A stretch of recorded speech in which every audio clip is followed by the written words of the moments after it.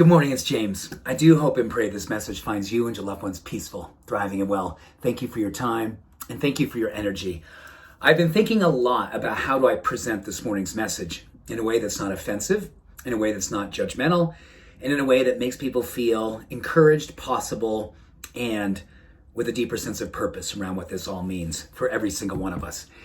And I don't want to limit this to politics. I think it's everywhere in the world right now, and not just here in the US when it comes to politics, because I think we've got people from Europe, we've got people from Asia, we've got people from down under, Australia, New Zealand, all part of this community, and everyone has shared in various degrees how the environment, just put it that way, the environment has become all too open to dehumanizing with language, to be full of slanderous talk, to use words that are designed to hurt and absolutely destroy people.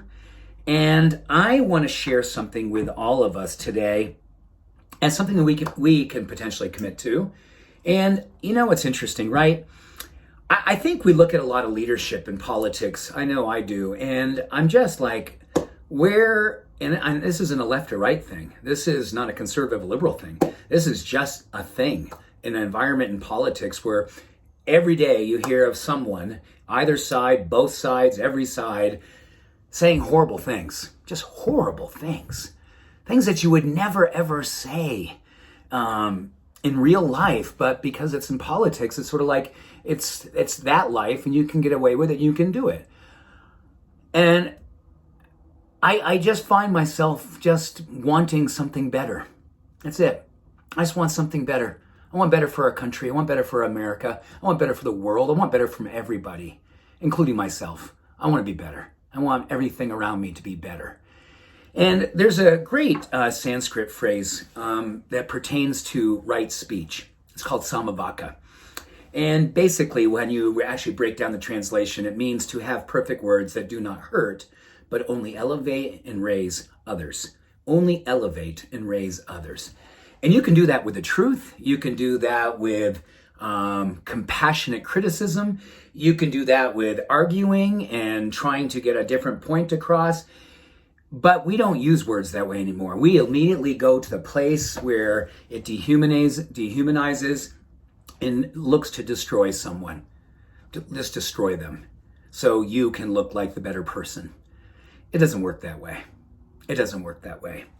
So when you break down Samavaka, it has 4 tenets that are encouraged to prescribe to, or subscribe to, I should say.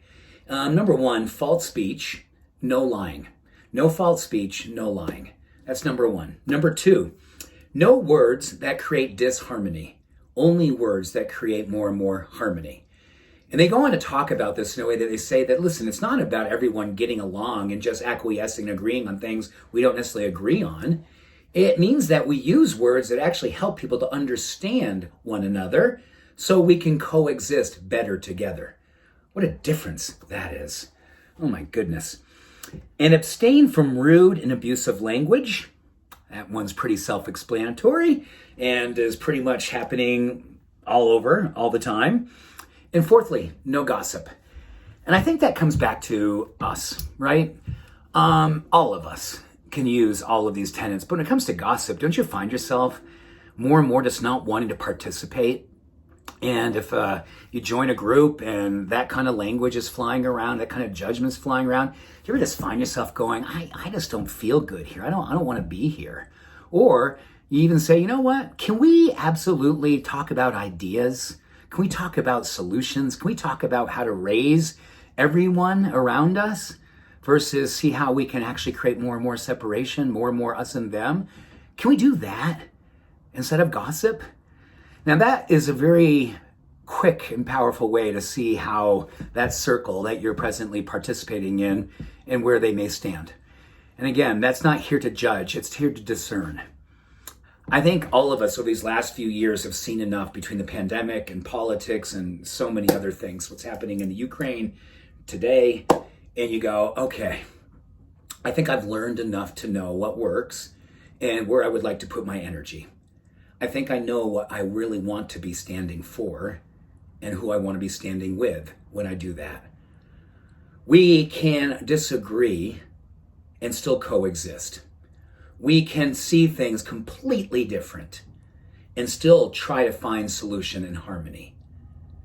At the very least, we can do that. And then who knows? Maybe a new party emerges. A party where people say, you know what? I'm about all. I'm about all inclusion. I'm about all walks, all faiths, all orientations, all. I want all to feel like they are part of the human race, when this human race is all about moving and living and seeing with grace. Thank you. Samavaka, right speech, perfect words, an opportunity for us to change the narrative and maybe raise others in the leadership role and all around us to see and be the change we need to see in the world. Much love, all blessings. Bye for now.